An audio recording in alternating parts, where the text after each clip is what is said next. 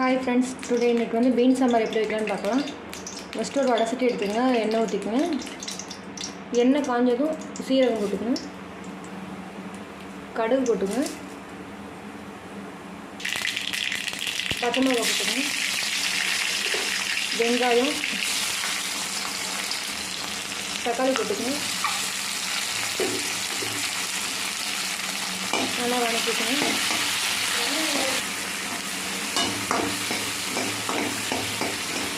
வெங்காயம் தக்காளி வதங்க ஊற்றி பீன்ஸை போடுங்க.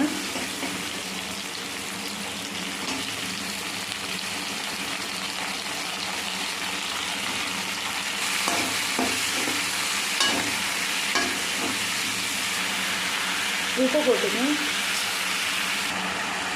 மிளகாத்தூள் 2 ஸ்பூன், மல்லித்தூள் 1 ஸ்பூன்,